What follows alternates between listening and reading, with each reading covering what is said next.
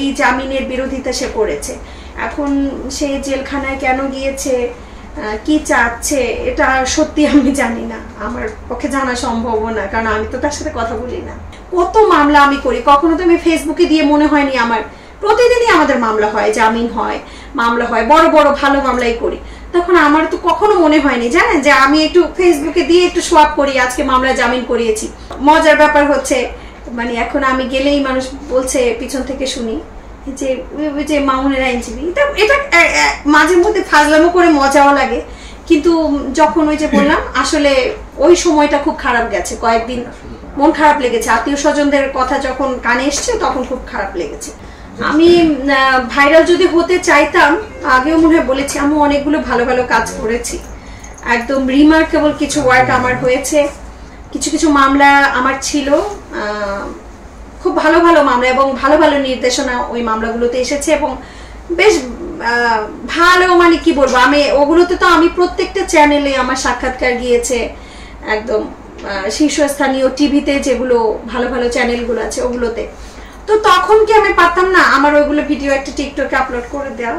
পারতাম না? আমি কত মামলা আমি করি, কখনো তো আমি ফেসবুকে দিয়ে মনে হয়নি আমার প্রতিদিনই আমাদের মামলা হয়, জামিন হয়, মামলা হয়, বড় বড় ভালো মামলাই করি। তখন আমার তো কখনো মনে হয়নি জানেন যে আমি একটু ফেসবুকে দিয়ে একটু সোয়াপ করি, আজকে মামলা জামিন করিয়েছি। আমাদের কিছু অ্যাডভোকেটরা আছে আমাকে নিয়ে যারা লিখছেন, আমার মনে হয় একদম পার্সোনাল আক্রোশে লিখছেন, জেলাসি থেকে লিখছেন। আমি দেখেছি তারা লেখে এরকম, আজকে এই মামলা জামিন করালাম, ওই মামলা ডাকাতি মামলা জামিন করালাম, চুরির মামলা জামিন করালাম। এটার চেয়ে একটা নর্মাল একটা টিকটক করা আমি মনে করি অনেক সম্মানের।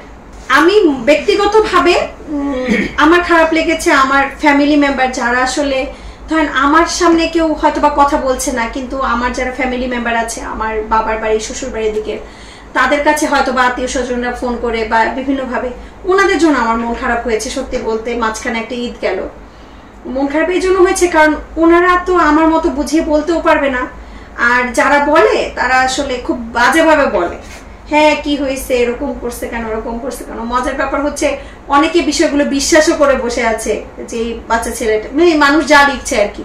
তা আমার কথা হচ্ছে নিজের বুদ্ধি বিবেচনা, বিবেক বুদ্ধি খাটানো উচিত মানুষকে, প্রত্যেকটা মানুষকে। আমি বলবো যে সে একটা রিক্সাওয়ালা, সে রাস্তায় বের হচ্ছে, তার বুদ্ধি বিবেচনা খাটানো উচিত। একটা মানুষ কি করবে কি না করবে সেটা তো তার বিবেক, তার মস্তিষ্ক তাকে সাড়া দেবে, তাই না?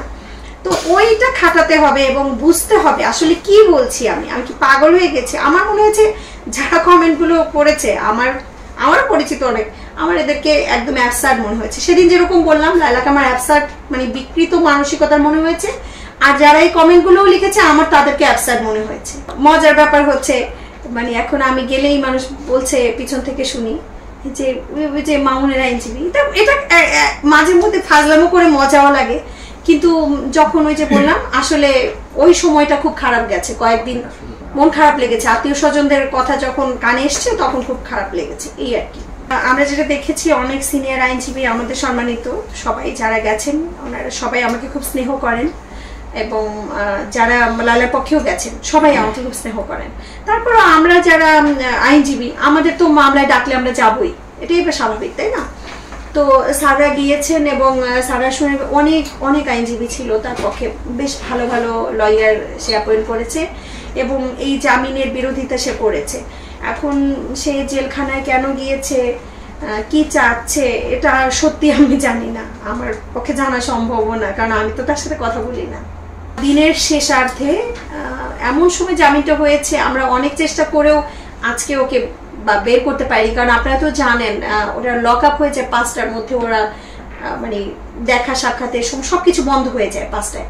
তো আমাদের জামিনটা এত একদম 5টা থেকে একটু আগে, আমরা মহানগর কোর্টটাও মানে অনেক মামলার চাপ, যার কারণে মামলাগুলো করতে করতে কোর্টটা তো দেরি হয়ে গেছে, যার কারণে আমরা আজকে কিন্তু বের করতে পারিনি, কালকে ফার্স্ট হাফে আশা করছি বের হয়ে যাবে।